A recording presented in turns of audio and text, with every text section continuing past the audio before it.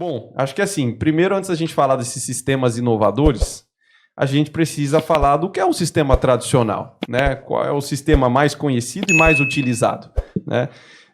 Paulo, vamos fazendo a dinâmica de você comentar primeiro e depois o Rodrigo, né? Qual que é o sistema mais utilizado hoje?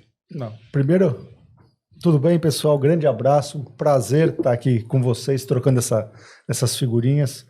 Dividir a mesa com o Rodrigo é uma honra também, grande amigo. Obrigado pelo convite.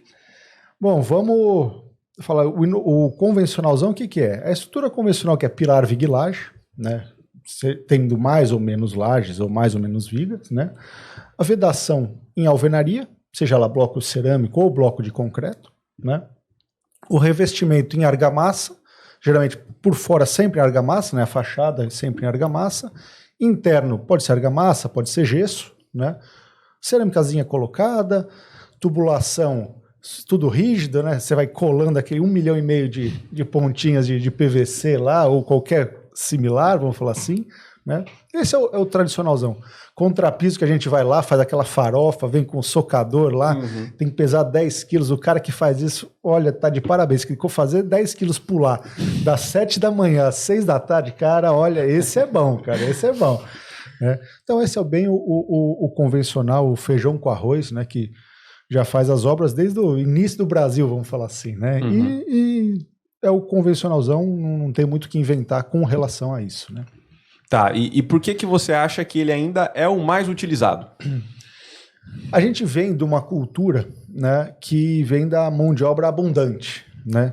Que é uma falsa impressão, né? É uma obra abundante, porque no histórico do Brasil, né, você tinha que gerar emprego, porque os governos precisavam que você gerasse emprego, era toda aquela cultura, né? E também, fala assim, a mão de obra brasileira é barata. Ela, se um dia foi barata, hoje já não é, né? Muito pelo contrário, né? Então, muita gente fala assim, e também entra no comodismo, fala assim, putz, há 30 anos eu fiz assim, eu não vou mudar agora, né? Então vem muito dessa cultura eu já fiz 20 assim, vou fazer a 21ª assim também, né? E essa cultura do mão de obra intensiva, que é o que a gente sempre apareceu aqui no país, né? Então vem muito disso. Ô, Rodrigo, você trabalhou e ainda trabalha em construtoras, então você está ali diretamente na ponta, então você executa os sistemas construtivos que foram pensados ali em fase de projeto e tal. Em todo esse tempo que você executa, você trabalhou muito mais, imagino, com esses sistemas convencionais, que é o que o Paulo falou. Praticamente, né? A gente é exatamente isso. Talvez por uma questão, né, do cenário do país mesmo, né, de mão de obra abundante, relativamente barato, né? Então eu sempre caí em projetos com concreto armado, né, pilar, viga, laje, e alvenaria estrutural, que é o convencionalzão mesmo, né? O que a gente sente hoje é que nós estamos num momento em que as coisas estão começando a mudar, né? O Paulo, a gente conversa muito sobre isso, né? Essa escassez de mão de obra, ela está começando a encarecer, né? A mão de obra em si.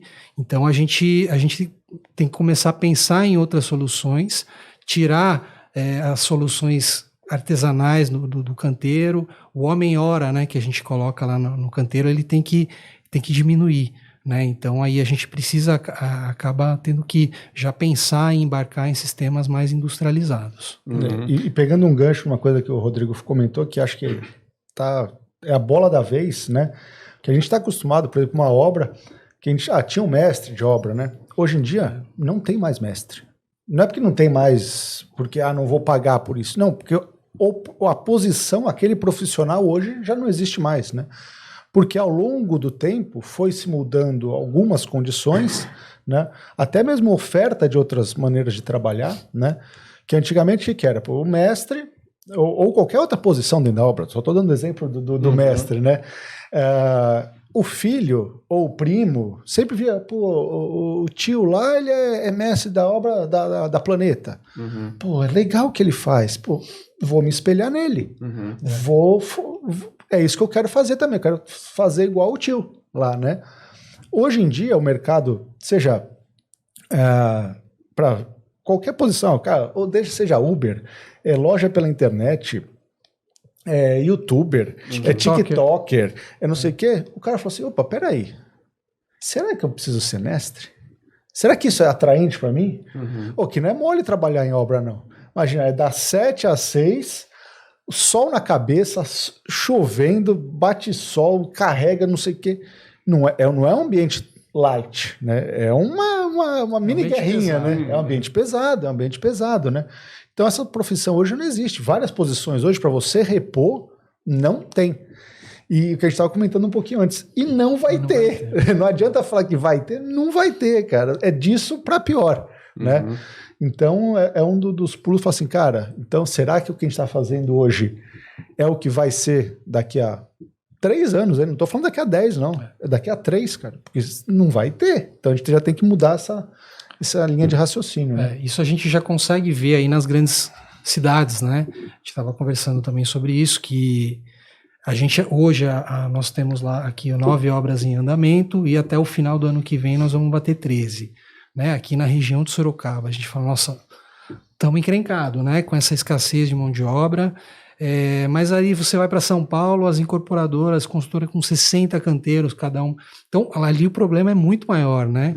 E você já vê essa movimentação toda acontecendo lá. Então, a gente já consegue já ir se preparando aqui, porque vai chegar e assim, às vezes não vai levar 3 anos, vai levar menos. Então, a gente tem que realmente correr com os estudos para viabilizar os novos sistemas, né? A conta precisa fechar também, né?